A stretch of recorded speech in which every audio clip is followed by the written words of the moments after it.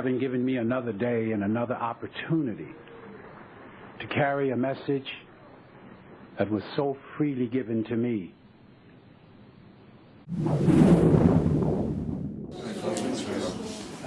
Thanks, Russell. Yeah, what I've got by my watch is 7 minutes to 3. So, we'll probably do, what we was thinking of doing was maybe an hour, see how it goes.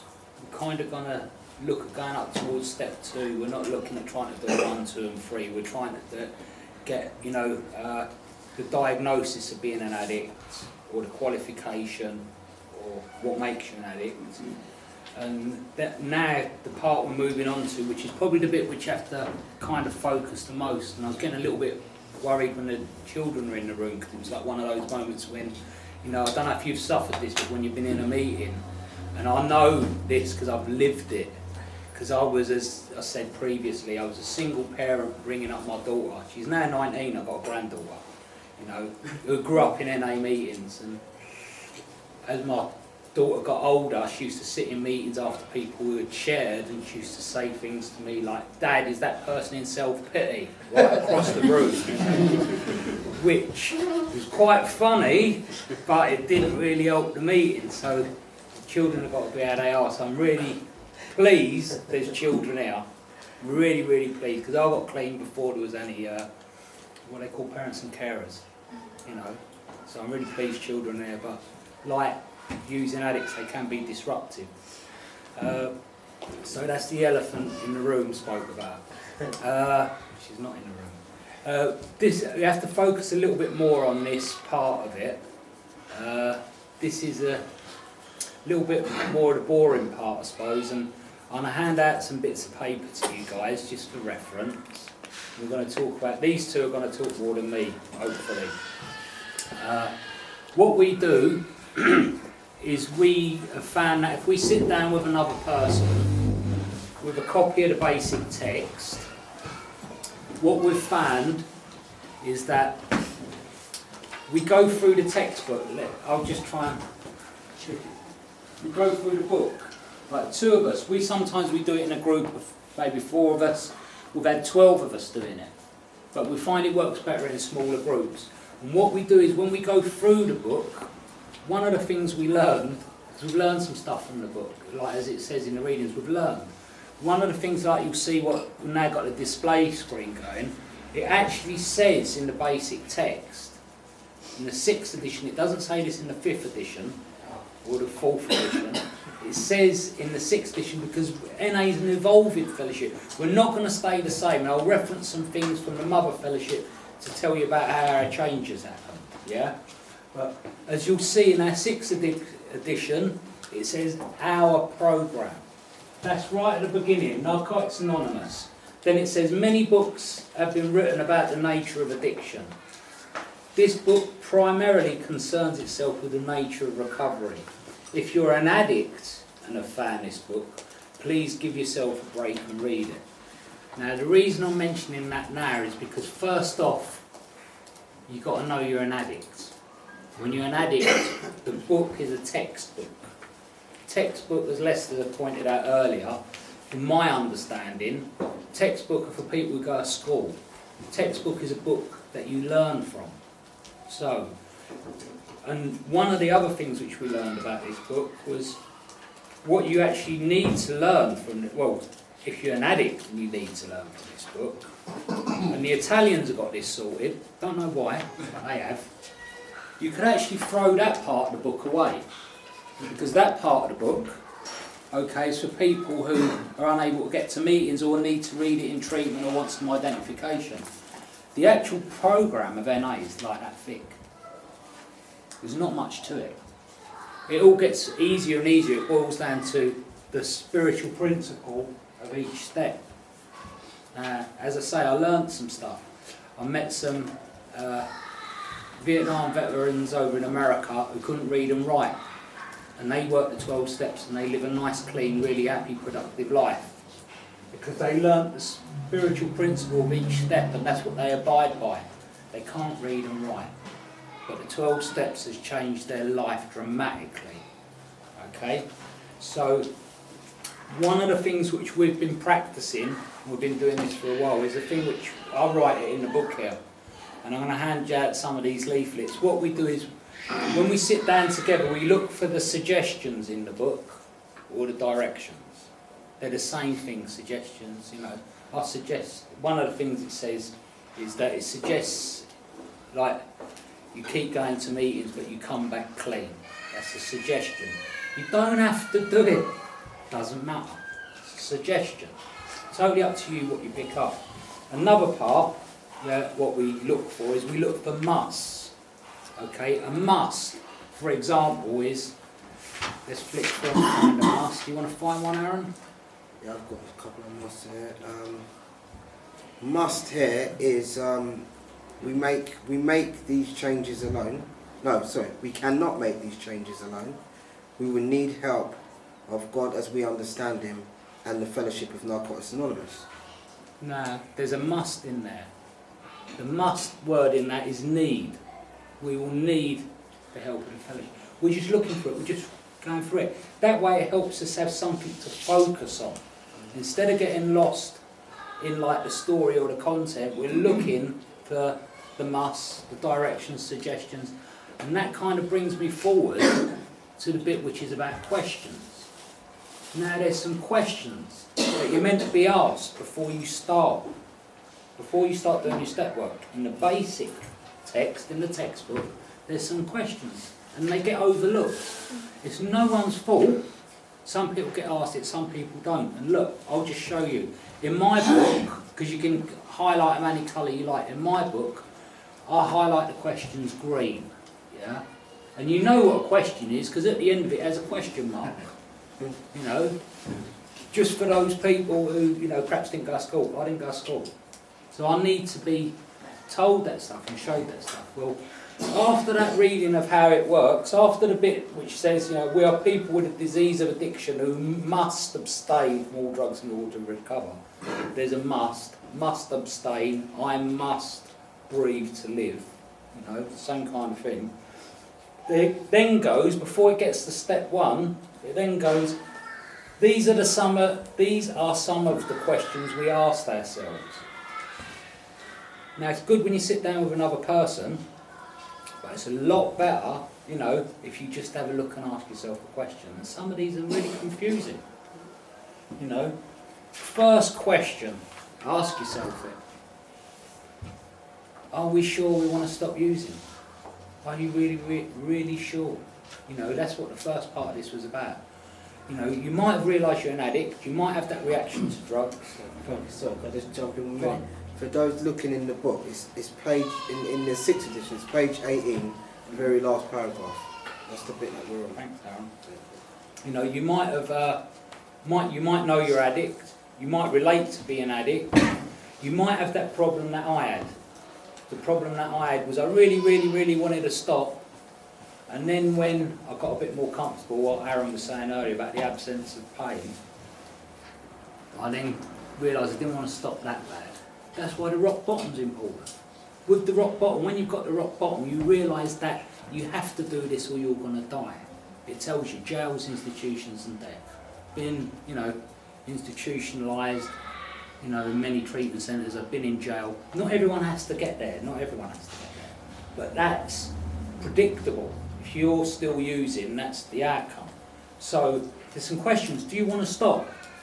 The next thing is, do you understand you have no real control over drugs? Do you understand that when you use? Do you have any control over drugs? I didn't. I thought I did, but I didn't. Even if I managed to stop for a month, if I hadn't treated the illness that I had, because that's what the 12 steps is going to do. It's going to help treat the illness. Just because you know you're an addict, it's not going to sort your life out. You know, you have to do something, you have to change. It's a program of change.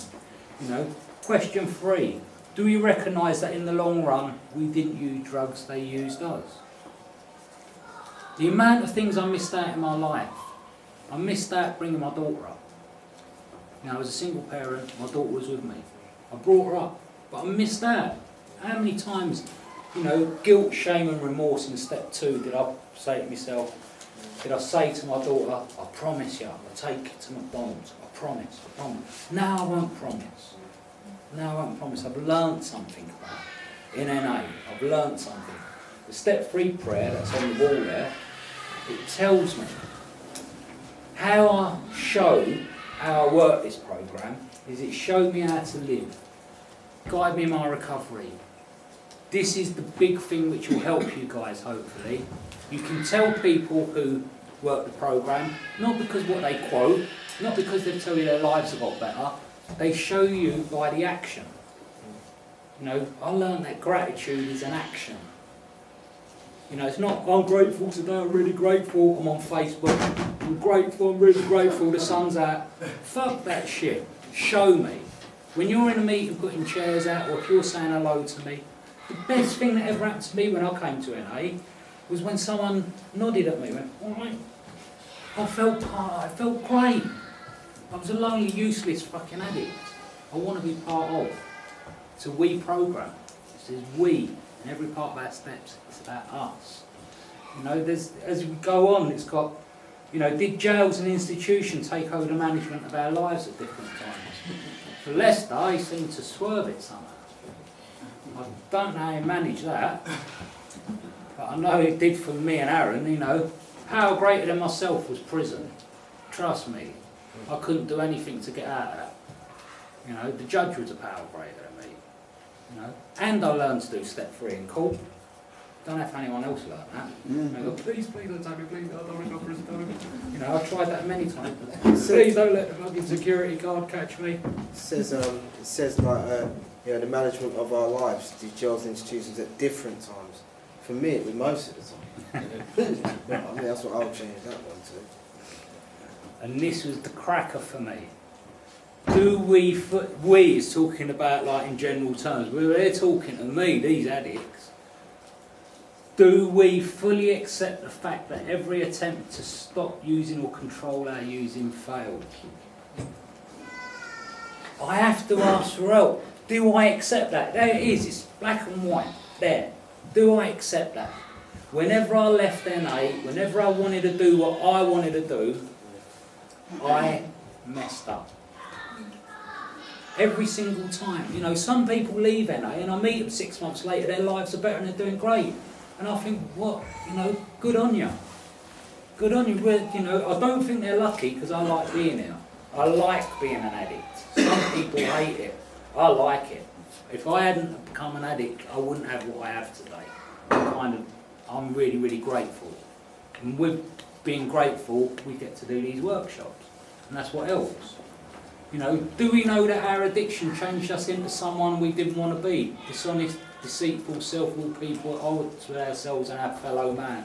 That's the American stuff, isn't it? Our fellow man. It's like, sounds like the Discovery Channel, you know. But what it's saying is, I came in here for help, and I sat in these meetings and I looked at you lot and thought you were fucked. I didn't like none of you lot.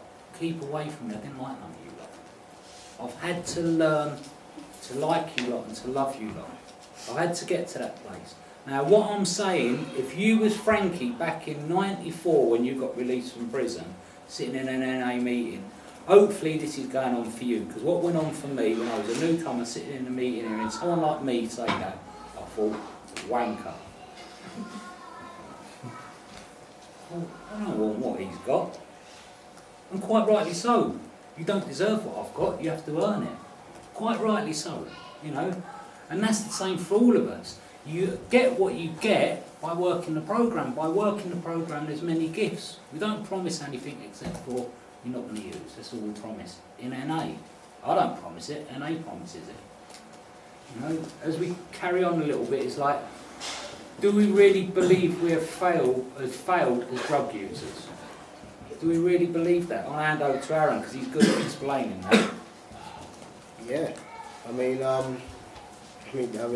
failing as a drug user, I can go on and on with the stories about my attempts to try and be a successful drug user. Do you know what I mean? And you know, when all my bridges were burned, you know what I mean, that's when I finally come to that place of acceptance. You know, I mean, it says in the literature that mental, you know, and willpower do play a role, but they don't last. It doesn't last. Do you know what I mean? And I'll be in situations, you know what I mean, like for instance with my daughter, and I'll say, well, I'm going to pick up my gyro, I'm not going to use it, I'm going to pick my daughter up from the train station. Yeah? No, don't laugh, serious. This time I'm going to do it. I'm going to do it. And in my heart, I believed that is what I was going to do, and I truly wanted to do it, you know. And then I'm meant to meet her at 6 o'clock at the train station. All of a sudden, he pops in my head, giving me suggestions. Do you know what I mean? This is the illness, you know. Maybe just, Aaron, get one on the way. You've still got enough time. You'll be able to come down. You'll be able to come down and go and see your daughter. Loads of time. You know? And I'm not going to go into 6 hours later, you know, loads of voice messages on the phone from my ex-partner saying, don't ever contact us again. Because I never could make it. And Failing. And the school. And the school.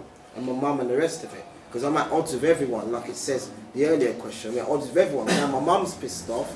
You know, I mean, my daughter's mum's pissed off. Obviously, my daughter missing her dad. I'm at odds with everyone. Do you know? And you know, it's the funny thing about these questions, which I didn't notice originally, because originally I was in a treatment centre that gave me the working guide and said answer the questions. Now, these questions that Frankie has just now asked, which is actually in the book. It's on page 18. For me, it's the green. Page 19. For me, it's the blue. Yeah. But that's my question colour. It's up to you what colour you want to use. Green, right?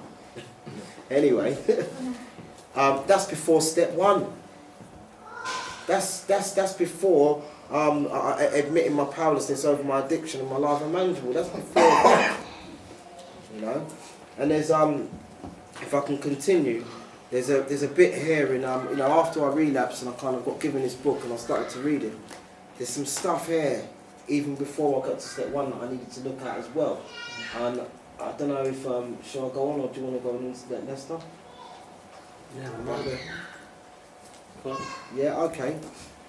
It says this as well, just to add to the questions as well. If you've got let Dan catch up with you. What can I do? Chapter 5, what can I do? Chapter 5. Chapter 5. Go on. You know, and I'm working with a sponsor who's got some you know, who's gone through this book is really useful because you can kind of flick through some of the stuff and kind of place it together. And there's some stuff in this chapter, what can I do? Which is basically when you're lost and you ain't got a bloody clue. And it kind of tells you exactly what to do. You know, when you first come in, and it says here, are you with us, Dan? Page 54. Yeah, I'm Page on 54. What can I do? It says here, it says, begin your own program by taking step 1 from the previous chapter, how it works. When we fully concede to our innermost selves that we're powerless over our addiction, we've taken a big step in our recovery. Many of us have had some reservations at this point, so give yourself a break and be as thorough as possible from the start. Go on to step 2 and so forth, and you'll come to an understanding of the program yourself. You know, and I had to kind of look up, you know, and I've been taught to kind of get a dictionary and look up what some of these words mean. You know, and one of the words I had to look up is to concede. I've heard it said before, and I heard it in the other fellowship. Didn't realise that it was in our literature, but it is. Listen, I'm going to hand over to you. Yes, the thing for me was conceding. We fully consider in myself that we are powerless over our addiction. And one of the bits to move on again to another part that I really had to understand is what addiction was. Because I had to actually know what now I can see what makes me an addict. To help back all that up, I need to find out what actually addiction is. And then again, say this is the thing with this book. You go to then go to chapter 8. This is the thing, the book doesn't tend to work very linear. This is one of the things of the cutting and pasting, where it is, I went all around the country doing it, people's experience. And just a footnote, yeah, if anyone's interested. NA in their wisdom, when they got all the bits of paper together and got the book put together, Nikki told us this when she came over to help write the book at London Convention, they gave it to a non-addict to put it together. The answers are in there, trust me. Go on then. But yeah, it says in we do recover, We know, well, the two things that make up true addiction, obsession and compulsion. Obsession, that fixed idea that takes us back time and time again to a particular drug or some substitute to recapture the ease and comfort we once knew. Compulsion, once having started the process with one fix, one pill or one drink, we cannot stop for our own power of will. Because of our physical sensitivity to drugs, we are completely in the grip of a destructive power greater than ourselves. And going back with the bit we were talking about before with the cravings, like Frank was saying about the guys in treatment who are then clean and they're saying the cravings, and that's the obsession. The obsession for me was just on 24/7. It was just in my mind constantly, because if I would say I would drink that time and I had to drink, I've got nothing in my system to compel me, and then I'd get little bits of clean time, I'd get a few days, relapse, maybe a week, relapse. I'd get all the drugs out of my system and my head would then just be on, use, bit of gear, have a little bit of gear. Or go and just have a couple of lines, all the little justifications of it. You can't go there without a drink, it's going to be a little bit, you get a bit shy, bit of clummy marching pad, that'll sort you out, that'll get your speaker, loosen you up a little bit. It starts like that and it just goes on and on. The rent money, fuck the mortgage this month. We'll whack that on the credit card and we use the money out of the wage, and it just goes on and on and on and on and on. Everything else goes out of mine. You know what I mean? So my addiction, my house, my marriage, because it all went out the window. That obsession goes on and on and on and on and on. Everything, paying bills, paying my mortgage, going home to my wife, going around to see my family, everything goes out the window. And once I pop that first one inside, say I don't know what's going to happen, it's all bets are off, because once the first one goes in, it's more. And it's actually physically inside, more, right inside him, it gets more. The obsession's gone, it's just, I'm just compelled. There's no power in it, there's nothing left for me to do. Which is the compulsion. Now, what I'm hearing Lester say, I don't know if you guys have this as well, but what I'm hearing Lester say is something what happens primarily after you stop using, once you get out of that getting clean stage, what happens is something happens inside me called the negotiator. They don't have it in the text. I have a negotiator, it negotiates everything. It works the angles out, it works out, can I do it and not get in trouble?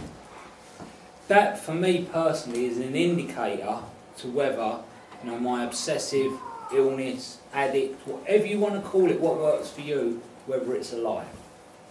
Because my negotiator's still in meetings today. Still negotiate things.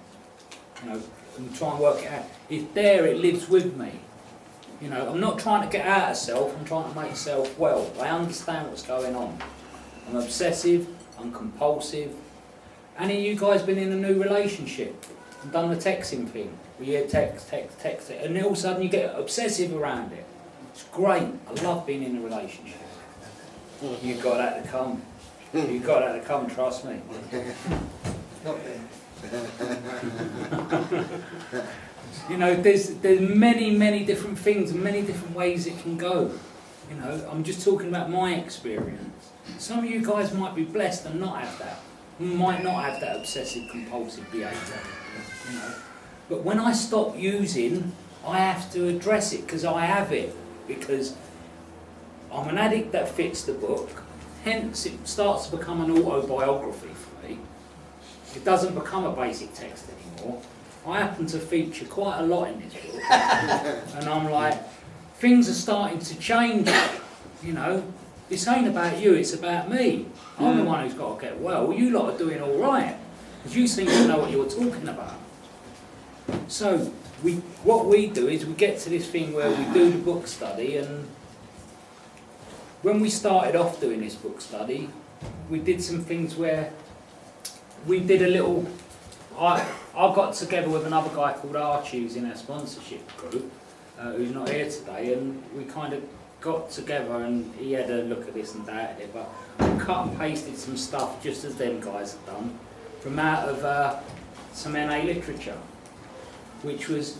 you want to read this? Anyone fancy reading this out loud? Yeah, would you do that for us? Well. Well, the guy behind you said he'd do it. Yeah, I'll do it, but Go on, you want to join out loud, so that's interesting. Please. Yeah, sure. The disease of addiction has had millions of years to evolve. We are only the first generation of recovering addicts in history. At first, it all seems very natural to us, and our initial experience is mostly positive. We accept the idea that the people in the meetings really are addicts who have found a new way to live. Next, we may begin to experience doubt and feel that it is all too good to be true. We find ourselves trapped by our fear of change and look for ways to manage without it. Amazingly, at times we forget that the disease generates an attitude of fault-finding, hurt feelings, and tells us that we've grown as much as we can. Each of us has gone through this cycle repeatedly in recovery. We remember where we came from and get on with the process of surrender and growth, only to eventually resume some of our old habits. If our desire to stay clean and sincere, we will discover that what we are doing in time to avoid relapse. If we lose our desire, even for a short time, we may relapse. Then all we can hope for is to find our way back again to a path of recovery. If you have problems or doubts, just call your sponsor and ask another member for help. Try not to get discouraged or believe you're not doing enough. Don't limit your questions to any individual. Talk to everyone. Listen carefully to everything. Know that your understanding of these steps and this program will be yours. It must be yours for it to work. Make it yours, like an old favourite pair of jeans or your mobile. Though we have these suggestions for you, realise that the option to spare any or all of your recovery rests with you. We believe trust grows. Please trust, however, that we won't ask you to do these things if it were an awful experience. Every step has meant wonderful new insights, and we want you to have the same experience. If you begin to feel angry, depressed or rebellious, you should pray, go to a meeting, write out a gratitude list, talk to someone you trust, in brackets, member of your sponsorship family. Yeah, that bit don't matter. That don't matter. That Right. bit, that's just added because what that is if anyone wants one of these, we do that. Did that at the beginning of the book study just to let people know what the reason for the book study was, because we was having people who came in to the book study who didn't know much about NA and were quite frightened about it. Thanks for that. Thanks for that. It's still there. Yeah, that's right. The bit where it mentions that's what I'm about to do. Oh, right, sorry, yeah. So if anyone wants one of these afterwards, please come and get it. The bit which I'm mentioning, right, this is a task as well, yeah, because I like to fuck with people, sorry about that. This is a task as well, yeah. What we kind of do in our group is we went through Living the Programme. I don't know if any of you guys know Living the Programme. Sometimes they read it out in meetings, but it's in the book here. Now the programme's in the book, and there's a chapter called Living the Programme, which is it's number 9, and it's on page 93. Dan's going to come to it. Now, in Living the Programme, it tells you how to live the NA programme, or the 12-step programme. What to do after you've worked the steps. Okay, because the steps is what you work with your sponsor. But just like to give these out, and if you just take one and pass them on, not everyone's going to get one. So try and take one, pass it on, and then take one something. All they are, and this is the task, when you get home and you look and live in the programme, okay, they're the basic suggestions of what you can do on a daily basis. Because you hear people in meetings, it used to freak my head out. I'm sitting in meetings and people go, I'm doing me suggestions. Go up and ask them what the suggestions are. And sometimes they'll tell you weird and wacky shit. You know, the programme's in here. When you know the suggestions, then you can do what you want. It doesn't matter. Because all it is collective experience. It doesn't matter even if you don't want to do this. Hence, it's an NA, do what you like, programme. It's totally up to you what you do. No one's bothered whether you do this or not. You know, but if you guys want this as a task, go home and have a look for these suggestions, which we try and let the new people know, that they're living the programme, and you can look them up. It's only a task, it ain't, you know, it's not going to make you well, it's not going to help you recover, but at least you know in this period of recovery was to go up and ask people what spirituality is. I would say from experience, if you're going to do that, just be prepared that everyone's going to give you a different answer. And if you really don't believe that, go onto the internet and pump in spirituality, and you'll see another 40,000 different variations of what spirituality is. You know, for myself, my understanding of spirituality is a bit different from some people, but some people it's the same. Mine is about honesty of self. You know, each individual has their own understanding, but you have to get an understanding for this to work, and what fits for you. Now, I'm going to finish talking and let these guys carry on, but also that thing what we're saying about with the suggestions, directions, because we don't know what to call them, whether they're suggestions or directions. Some are suggestions, some just tell you exactly what to do, some are musts. You know, if you don't adhere to the musts in the text, it generally means you're going to mess up. And then the questions are just there for you to ask yourself. It helps you too if you ask each other, because that's the power of the we, that's the step 2 stuff. So when we finish, after we've had a cup of tea, we'll have a main proper meeting for you guys, and we'll have some question and answers as well. So we'll get a meeting in today if you want.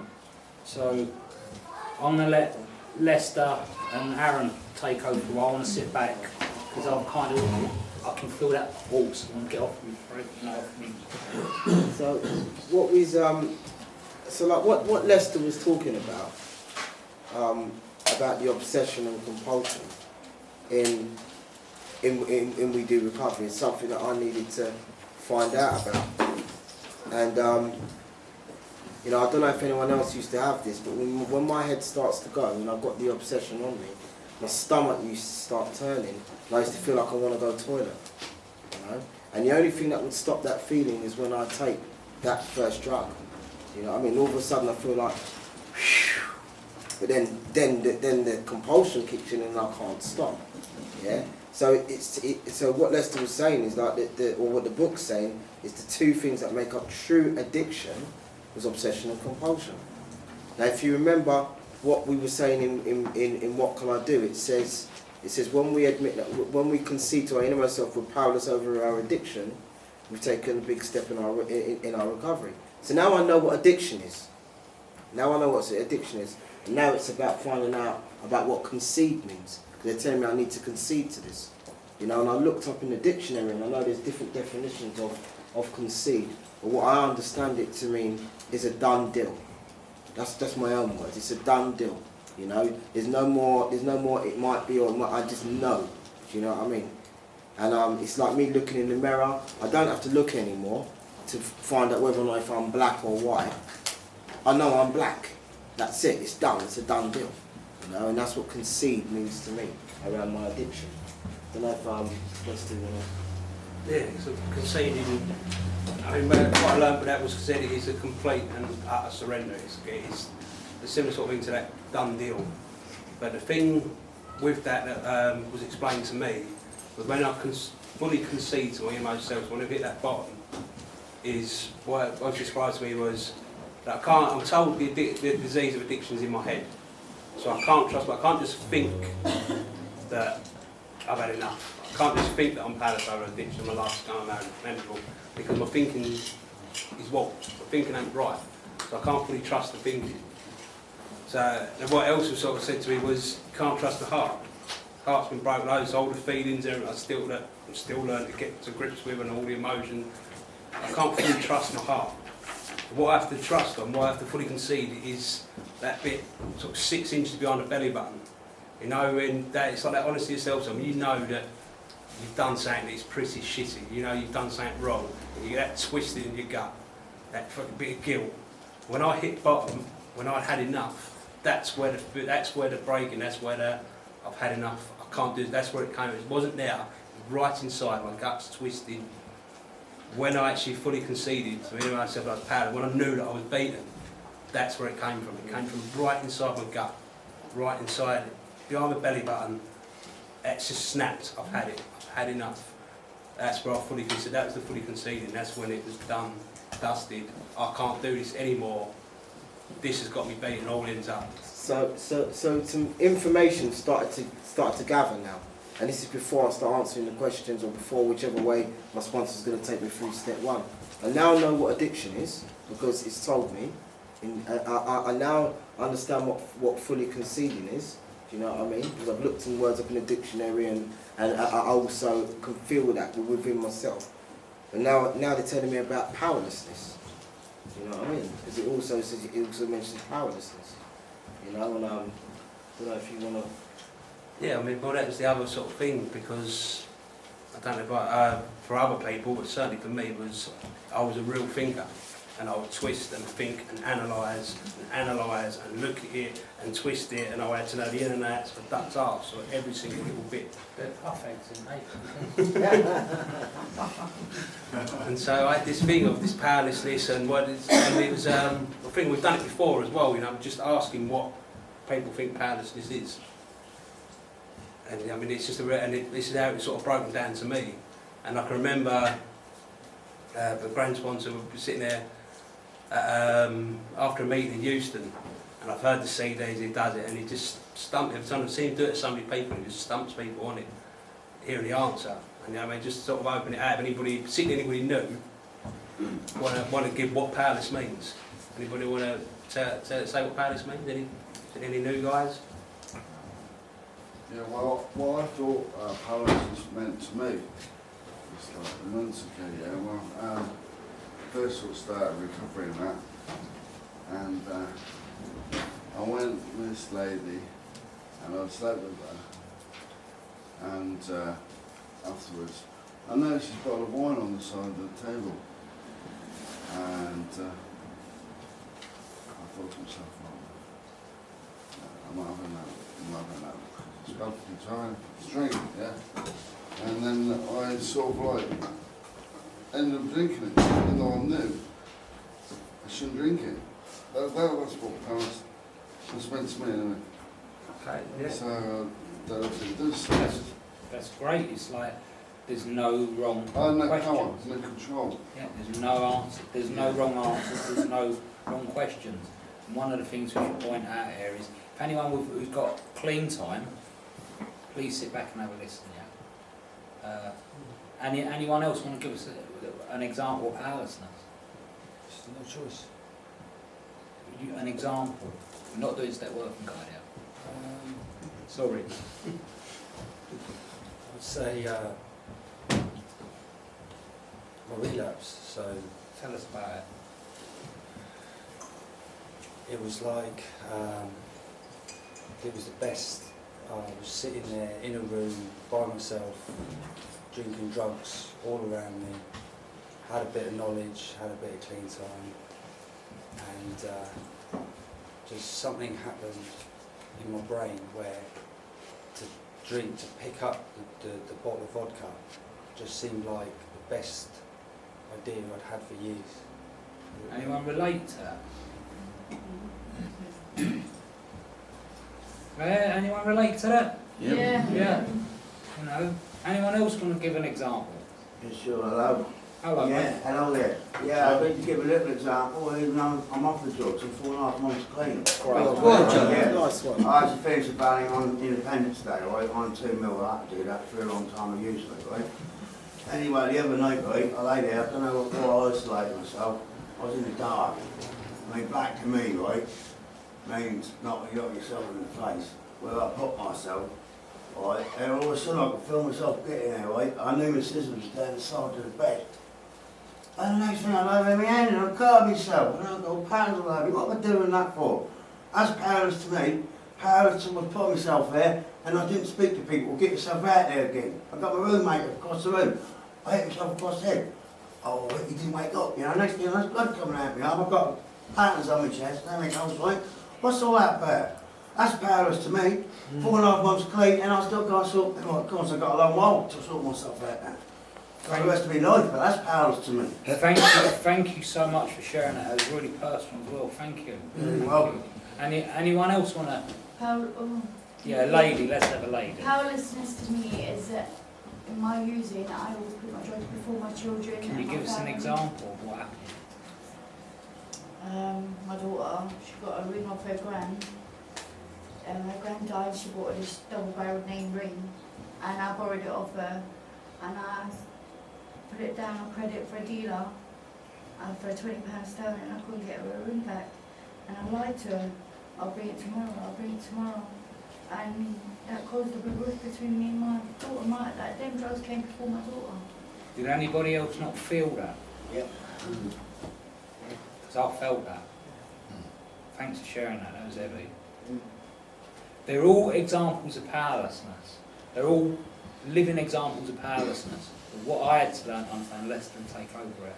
It's basically what it was, because that was the same sort of thing, but I had a lot of bits with, say, I mentioned earlier about my parents' house, and know full well it's wrong.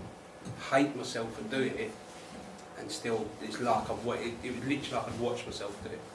At Palace and what? That was what it, because all the thinking and about, and basically what it's been at is what, I think research you bang on, it's been no power. That's it. Palace means no power. That is it. I have absolutely no power. All this stuff happens. All the bit that sort of that said that we can identify with, the people said about it. I have absolutely no power. There's nothing. Yeah, I mean, just to add to that quickly, I mean, the things that I used to write about was a result of me having no power. Do you know what I mean? Because I had no power is the reason why I behaved and done all these things. You know what I mean? And when I first looked at step one, I got really confused with it. You know, and I thought if I could write down lots of examples, loads of examples about what happens when I use, then maybe it will stop me from using again. You know, I didn't understand that I had no power over my addiction. You know, and it says it here. I was looking at no power. You know, I'm powerless over drugs. You know, I'm not powerless over addiction. You know, and we've just described what addiction is. Yeah. To bump on with you guys, you know, I thought that when I was writing out my step work, when I was sitting in a really expensive treatment centre, I think I got to the cheapy one, that when I was writing it out and the counsellor was giving me good affirmation, was that I was writing out that I used to go round to my nan's house. She used to make me a sandwich, because everyone else, my old Irish grandmother would not job me on. Her morals were different. You know, she was the kind of lady that if you got caught nicking in the corner shop, if the shopkeeper hit you, she'd go up and bash her in the air. That's the kind of woman she was. But if the shopkeeper told her you was nicking, you'd get bashed in the air. That was how her morals was. So she would never let one of her own suffer. I was a long-term heroine. Go round to her, she would feed me. Be there, cup of tea, something to eat, only family member that would have it with me. And I'd steal off her. The minute she goes out of the room, I'm in her bag and I'd steal money. You know? They're all actions of being powerless. Okay? So if I'm powerless, and this is the most important bit, we admitted that we were powerless. I'm powerless over my addiction, but I don't know what my addiction is. Being obsessive and compulsive. I don't know what it is. So I need to simplify it. We really, really need to simplify it. What it is if I'm powerless, I have no power. That's it. When I get to that, when I realise I've got no power, this is the big difficulty that I had in early treatment, was if I'm powerless, before I finish my step one, where I start looking at my thoughts, feelings and emotions around being unmanageable, not just because I can't pay my rent, you know, what I'm going to start having to look for, and this is where you guys help, this is where the literature helps, this is where a sponsor helps, because I'm not at step 3. I realise what my diagnosis is, I start to understand that I'm powerless, which powerless means no power. I know what the actions I do when I'm powerless.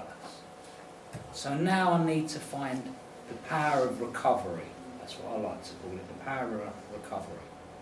Come on, do you guys want to? Yeah. I mean, yeah, to get to that point was really took a long time. It took years for me to actually get to that point. I mean, in step 1 on page 21, it says that we saw that willpower alone would not work for any length of time. And the bit that Frankie spoke about earlier is also in step 1, page 21, second paragraph. It says we are not responsible for our deeds, but we are responsible for our recovery. You know, I found out in this book what recovery meant. I didn't know. You know, recovery in this literature is an active change of attitudes and ideas. You know, that's what it meant. It also says, so if we are powerless, how can Narcotics Anonymous help? And that's a suggestion. It's a question. I mean, sorry. Look, in green on there, got it as a question. It's a question I have to ask myself. If we're powerless, as Aaron just said, how can Narcotics Anonymous help? It even gives you the answer. And I have to say, first of all, you know, in order for anyone to help me, I have to accept that my bridges are burnt and I ain't got the answers. You know, otherwise I'm never gonna take anything you say. And I have to really admit that part in step 1 where it talks about admitting. I always thought I just need to say to my sponsor or say to you, like, I'm powerless over my addiction, lives unmanageable. But really, I had to admit to me. I had to admit and accept to me that this is what was going on. And this is the beginning of a process, because this is not faith. Forget it. It's not faith. This is trust. You're going to come in there and you guys are trusting what I say, and I'm trying to evidence it by showing you the text of what the other addicts are doing. This is trust. You haven't got faith yet, because faith comes from experience. That's that. You can't get faith until you've experienced what you have, and then your belief system will change, because that's what we're trying to do with you guys here. Part of how I know this works is I spent 12 years of messing up, coming to NA and messing up. By coming for 12 years, I started to see other people work the program and their lives changed dramatically. While I still sat in the meeting, judging everyone, thinking most people are wankers, and concentrating on getting a new pair of trainers. While other people were going to college, having kids, we had mortgages and all the rest of it. You know, things were changing. You know, I have to start looking at people around me. You know, I have to hang about with the people who are doing things. Now, if I want to improve my life, I need to start being able to get to the place where I can be useful. It's just a natural process, but currently at the moment we can go through all this stuff, and it even tells us down in the book, it says, you know, we felt miserable without drugs and our lives were unmanageable. You know, I don't have to have it with any of you lot. When I stopped using, I felt miserable. There's an awful lot of people who are in there now who ain't using who are fucking really miserable. You know? But, you know, there are answers. You know, there is help.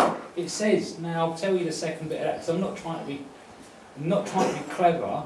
What it says, if we're powerless, how can Narcotics Anonymous help? We begin by asking for help. The foundation of our program is the admission that we of ourselves do not have power over addiction.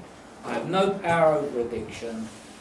You have more experience than me. Can you help me? That's the beginning of it all. You know, and if no one's around, there's help. It's written down. And the difference with the help that's written down is it's not negotiating with you. There ain't an agenda. It doesn't care if you get well or not. It hasn't. The book's recovery doesn't rely on me getting well. That's the magic of the literature. Doesn't matter. When I work with sponsees, I really want them to get this and get well. Because my recovery now depends on it. I'm in a different place to where I started out. But in early days, it's about literature. So, in step 1, I'm going to pass to Lester. Yeah, go on. So even in step 1, I start to look for the stuff that I must not do or I must do. I start to look at the suggestions that it's given me, and I start to look at the questions. You know, a suggestion here is the bit that we've gone over. Is we begin by asking for help. You know what I mean? it says things like, if we stop here, we'll only know half the truth. So it's suggesting that I continue to find out a little bit more. This is on page 21, you know. And so we looked at the powerlessness bit, and it's also second admission. What I'll pass it on to Lester, and it starts by saying a second admission must, so that's a must be made before our foundation is complete. So there's 2 parts to step 1. This is on page 21. I hand it over to Lester, and he might tell you about the second admission. Yeah, so basically the second admission being, I mean, once I can now see that I'm powerless. I've now conceded. I've had enough. The second part of step 1, my life has become manageable.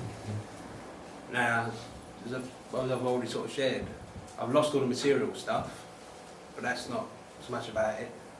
I was somebody at the point of hitting bottom with 7 suicide attempts. Does that sound like somebody who's managing life? Yeah, I mean, it's really, really clear and simple when you actually look at it like that. But the thing was, because I didn't even realise about managing life. I didn't realise that anything. All I knew was things just didn't fucking work. And for me, that admission, the first admission, when I finally got to understand, because coming to meetings, 60 days, clean, not understanding this stuff, not hearing this stuff, not really, I was a drug addict. I mean, it was drugs, it was still drugs, not realise all the obsession, compulsion. Once that was explained to me, for me it was a fucking relief. It was a massive relief. That's what I am. So I'm not just severely mentally fucked up and a drug, I'm an addict. It's addiction. There's that relief, and then it sort of tumbles into the life of man. So that's why then I can't manage life. That's this, because I have this obsession, this compulsion thing going on. So it doesn't allow me, I mean, because everything's a quick fix.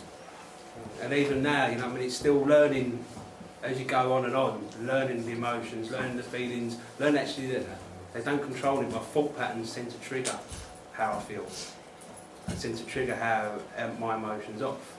So it starts off with my thought patterns. And top of page 23, just before step 2, yeah?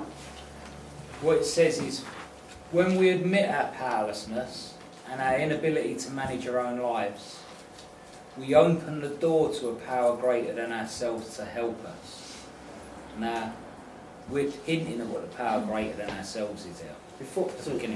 Just before we go there, can I just say, let's just talk about the unmanageability, the second admission. Can I just say, for the people with jobs, wives, houses, cars, and but still not kind of still going insane, that the book tells us that being employed, this is on page 22 at the top, it says being employed, socially acceptable and reunited with our families does not make our lives manageable. Social acceptability does not equal recovery. So those are for the people that have got all of that stuff, but internally they're fucked. Do you know what I mean? You're also in the realm of unmanageability. You know, because a lot of people, I know some people that stumbled on that bit and then not going out the door. I've only been there a short while, but I've already seen that. Do you know what I mean? You're still with us. Yeah, to add on to that bit, because what you're saying about that, I mean, there was something I used to hear a lot, and I mean, now I know Al will smirk at this because he used to see my face all the time, but I used to hear a lot, particularly in Chelmsford, was crossing over the bridge to normal living. There ain't no bridge. There's nothing like that in our text. It's that social. People start. I mean, when you start doing this stuff, when you get clean, and you start coming to the meetings, you start this. Things start to get good really quick, and that's how it works for me. It was my family rates started to build up and things are starting to go a bit better at work. I'm starting to get a bit more money in my pocket because it's not all going elsewhere. I'm not having to look over my shoulder if I because I'm not stealing and not being dishonest. Life starts to get better. But, as I say, it's this process of learning stuff. Process of learning how to live, how to do all this stuff. And so, you tend to get that and they cross over this mythical bridge that I spoke about. See, they start thinking that they're well. The reason which it always triggers me with that, because it was something that messed me up, I've got to change my thinking, yeah? So if I start thinking there's a bridge to normal living, what I'm doing is subconsciously in the back of my mind, I'm thinking I can use again.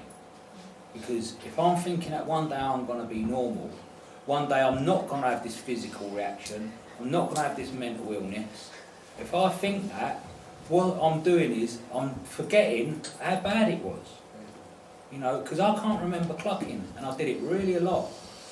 I can't rely on it. You know, I can't rely on my memory. So that what you're saying then really, Frankie, is that what I suffer from, I will always suffer from. There's never going to be this normal, you know, this bridge that they talk about. I'm not going to cross it and be like my cousin Dwayne. Never going to be like that. That opens up the opportunity to have another pipe, doesn't it? You know, it's like, if you start thinking, and the thing is, there's loads of different things which trip us up, but because it's just collective experiences. But I just want to re-say this: is that page 23? It says, like at the top of it, when we admit our powerlessness and our inability to manage our own lives, we open the door for a power greater than ourselves to help us. And then I love the NA stuff because it's like, you know, the old Yanks, they have to chuck a bit in, don't they? It's not where we're going, it's not where we were that counts, but where we're going. You know, it's like it's that power recovery stuff. Bless them. You know, I don't like that. But brings us on to step 2. We've got how long to have a tea break, Russell? Just keep going until you finish. Yeah, but how long to have a tea break? Well, it's 1:15 then, yeah? Is that enough time? Yeah. Cool. Okay, fantastic, thank you. Okay, thank you. No, it's now it brings us kind of on to step 2, you know, because it's really important for me. Because for me personally, this is where I started to wake up. Because it says, step 2, we came to believe that a power greater than ourselves could restore us to sanity. My biggest mistake in recovery, in learning, was I thought that I was mad and I had to stop being mad. So a lot of the time I tried to stop being mad, and I'd go around and tell people, I'm mad, mate. And other people in meetings who were mad, I could identify because they're mad. No, for an addict. Tell me what's mad for an addict. What's mad for an addict, what's mad for me is to use drugs. That is what is fucking insane. Everyone knows this. If I go up to my nan, God bless her, if she was alive, and I say, Nan, do you think I should have a joint? She'd go, you're mad. If I go up to my mum or my dad and say, should we go out for half a lager? They'll go, you're mad. Yeah. They know where my madness lies. Okay, I did some really stupid things. I'm not a stupid person, but I do stupid things. I see normal people doing stupid things. In fact, I find normal people quite funny. I really do. I look at them, I think, I work with some guys. Every Friday they chip in, they get a bit of Charlie, they have a puff. I work with people who use drugs. I'm not frightened of them. I've conceded, I know I can't. And they bang up lines of Charlie, and I see them and I think, how can I want this a little? They're different to me. They're different, you know. On Monday, they're in at work. They're in at work cracking on, they're different to me, you know. I understand. It's really important to me that we came to believe, that's us lot, yeah? You lot know that there's a power greater than ourselves, a power greater than all of us. We know that, yeah?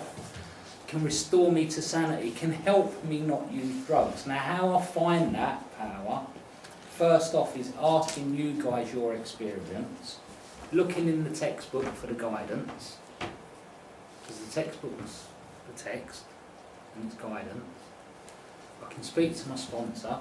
There's some suggestions in there that I can practice. Totally up to me. Do what you like, your program. You know, totally what you want to do. Now, what happens for me was when I came in, when I hit rock bottom, I did this because I had to do it and wanted to do it, and it didn't matter. And as I said earlier, I wouldn't wait for no one. I need to get well. I need to treat my illness. I've got a condition. I need to treat my illness. So I have to then start finding out what power greater than me is. I mean, the first step 2, it basically says it. The first paragraph is a complete must. It said, confirming basically what you said, it says the second step is necessary if we expect to achieve ongoing recovery. The first step leaves us with a need to believe in something that can help us with our powerlessness uselessness and helplessness. You know what I mean? The first step has left a vacuum in our lives, because basically, what's the point? There's nothing there. If you can't find anything, you can't believe in anything, what's the fucking point? I mean, it leaves you with nothing. That's the bit for me, I had that relief after doing the step, and then it's like, what else? And what was happening? In one place, I had no concept of God. I still don't particularly have a concept of I believe in something, but what was evident in people for help? Something to restore me. Sorry, I'm jumping in really quick. Something what I learned, you won't find this in the text, yeah? Something what I learned, what was a power greater than me, because it helped me. It helped me learn about my addiction and it helped me deal with it. With these things. It was a power greater than me, because I was a really, really sick addict. And I was sitting in my hostel, okay, with my new pair of trainers on, okay, not really wanting to read this text. I heard it said in a meeting by someone, I would rather you take me outside and give me a serious beating than do some writing. It's a lot easier for me to get a good kick in than it is to write some examples about my using. It's a lot easier, you know. I was not an addict, it wasn't easy. I hid behind that I'm dyslexic. I am dyslexic, but I hide behind it. So what I found was, with recovery CDs, I can listen to them and listen to them and listen to them. One of the things I heard with recovery CDs was this old black lady called Dot T, and what she said was, she used to sit in meetings and people used to go say in meetings that they're recovered addicts. And she used to say, well, if they're so recovered, why don't they smile? And that was my experience. I was going to some meetings with some people who were telling me they're recovered addicts. You know, they had a man with a plan with clear-cut instructions, and bang, bang, they were smashing recovery into me. I'm thinking this, I don't want that, what that serious fucker got. I didn't want it.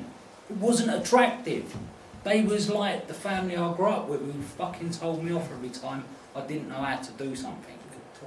They didn't say, come here, we want to love you, let us show you. This is how you do it. They wasn't kind, they wasn't caring, they wasn't using their feelings and their empathy. It's fucking important. You know, newcomers, I find them quite scary. You know, I try and be polite, courteous and kind, because I don't want to trigger them off wanting to have a row with me. I'm still a bit scared about them. You know, that's how I was when I come. You know? But what I've learned in NA is part of the programme with the we is, I'm jumping forward a little bit here, but part of the programme is it's about love and understand what love is. Deep, deep shit that is, but at the moment, just trust me with this one. At the end of this, when we have the break, come up and get, I've got like 20 CDs here, come up and get them, they're a bit radical. And if you get one and you're with a mate, just swap them, because there's not enough to go around. Go on, whoever's, Aaron? Yeah, so I found in step 2, or what we found in step 2, some direction, and it says here on page 23 that some of us didn't take this step seriously at first. We passed over it with minimal concern, only to find the next steps would not work until I worked step 2. You know, I mean, to just like what Lester spoke about, and I identify what both Frankie spoke about at all. It's necessary for me to actually work step 2. You know, and it's given me some. It gives me some help here as well on page 24, which it says here. The paragraph that I'm looking at is. Can I just stop you on that one? Because what Aaron said was true, but he missed the first bit out. The purpose of the second step. Yeah. Did you say that, or No. did I miss it? No. It tells you in the book exactly what it's about, and this is why you need one addict helping another shit. The purpose of the second step. Some of us didn't take this step seriously at first. We passed over it with a minimum of concern, only to find out that the next steps would not work. The next would not work until we worked step 2. It tells you. That's why with the book you kind of got to get into it a little bit. And the purpose is to fill that void that's left from step 1, because now you're not using drugs. We need something else. Do you know what I mean? So like, it kind of gives me some guidelines here, because some people go straight to God on this on this step, and the other people use the power in you know, it's the group. Do you know what I mean? And it says that I can use any one of these things. If we go to page 24, It says, I'm on the second paragraph. No, 1, 2, 3. I think it's the third paragraph down. The process of coming to believe.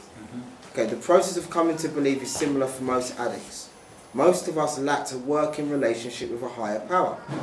We begin to develop this power by simply admitting the possibility, just the possibility, of a power greater than ourselves.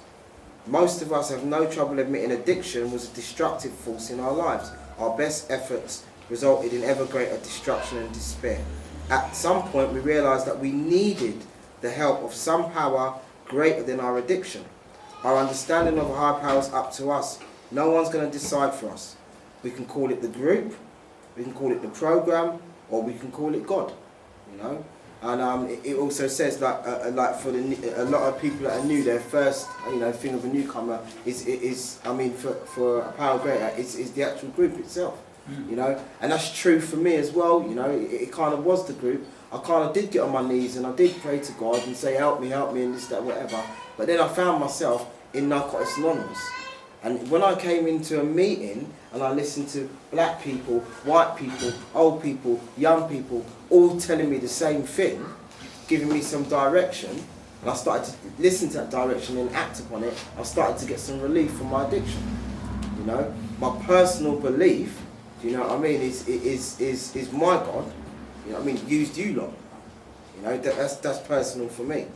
You know, but it did say it's definitely necessary for me to actually have a step 2 in my life. Otherwise, the rest of the thing is not going to work. It's not going to work. So the literature says. So I've got some guidelines here as well. You know, it also says that I can call it the program.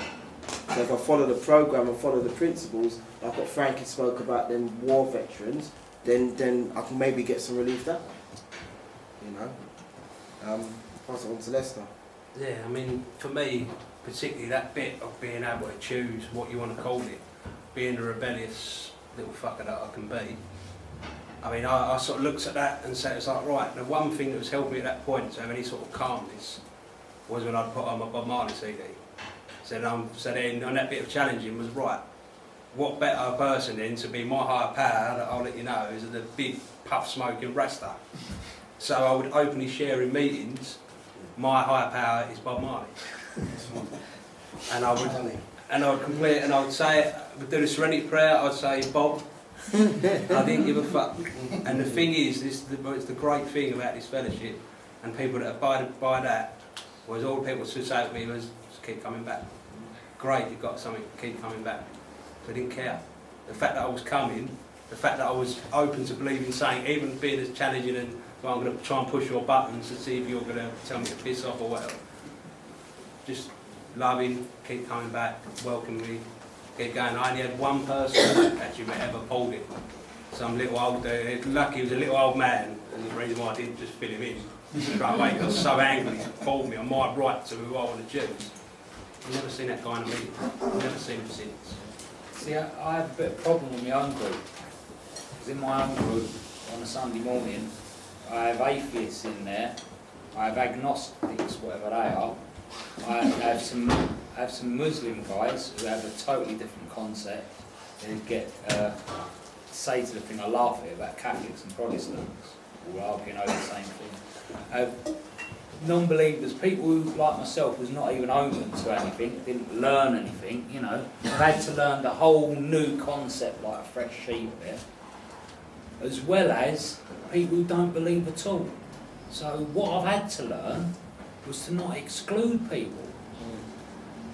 Because I can't afford to exclude people. I don't care what you believe, join us. Because we all need to be rowing together on this one. I think the only guideline is that power ain't you. It's the only guideline. One guideline, it's not you. You know what I mean? As long as it's not you, do you know what I mean? It speaks about later on in our literature that we encourage people, you know, in their belief, and we respect one another's beliefs. Do you know what I mean? I mean, you know, I hear a lot of people say, you know, they had a problem with the God thing. A lot of people had a problem with the God thing, you know. People talk a lot about that, you know, but, you know, I didn't, and there's some people who don't, you know, and this stuff can work alongside whatever your personal thing is. Do you know what I mean? But what my grand sponsor talks about, and what it says in step 11 as well, is just be careful. There's a warning that we don't float off out the door on a religious seal. You know what I mean? Basically forgetting that we've got a disease that's incurable and we need each other in here. You know? Because if it was just the God thing alone, then I could just go to church. That's me talking personally. You know? But I need to have both. I need to have him and you. And that's how it works for me. Just like with the book. I could sit down and read the book because I don't need you lot. I read it by myself. But when I read it with Frankie and Lester and they say, Aaron, didn't you notice that bit? I'm like, oh my God, I didn't notice that. Or haven't you looked at it this way? And I thought, yeah, I never looked at it that way. So it starts to open up. Something seems to happen when us lot are together. Just like when we were using. Something used to happen when we used to get together and go out and graft. We'd come back with something. You know what I mean? It wouldn't happen with a non-user. They just don't know. They don't see the things we see. It's the same thing in recovery. That's what I found. And that's the thing. I mean, that's the bit that I've learned is that they're really, really careful with the words they use in this book. You know, and I think there is a real point in the fact that it says a power greater than ourselves. Doesn't mention the word God at all. Because the power, say, particularly for me, was coming to these rooms and seeing you guys that were just as bad addicts as me, some of you not as bad, some of you worse, who were all clean, who were all happy, who were all living a life. That was evident. There was something going on. I'd never been anywhere where I'd seen anything like that. There was something happening, something going on. There was some power that was there. You know, and I mean, it's like evident. I mean, you can look at it today. You look at the amount of people in here. Bury's a little town. I've heard about some of the users already. Frankie with his off licences and things like that. We all go out and use up. Bury's fucked. There's something happening. There's something going on. There's something here now with us together that's keeping us clean. That it's working for us. Because before I come to NA, I could not stay. Whenever I got clean, very few occasions when I did, I could never stay clean. You know, and I think it's the same thing with the bits where it says start where you have the say people talk about this mythical original living, which is not an addiction, but what it does say is that we can become respectable, responsible, and productive members of society. It's very, very careful. And what it says that you can achieve a lot of things, you can do great things in your life, but it doesn't tell you to be normal. It tells you you've got an incurable disease. It's fatal. Should we wind up? I just wanted to say something just out of reference. Wind up. If anyone read Today's Just for Today at all, it was kind of funky. If I remember rightly, because I normally forget, that proves my memory ain't going to save me up, I normally forget, but today's one was a bit striking, and what it said was, unless I build, in my recollection it says, unless I build my foundation of recovery, I've got nothing to build onto. I can't have a relationship, I can't, hold a job, I can't have be able to laugh at myself, I can't have a life. I need a foundation of recovery. In my experience, that's become really important to me. It's really, really important. So, we're going to have a tea break now and then we're going to have a meeting. Hold on then.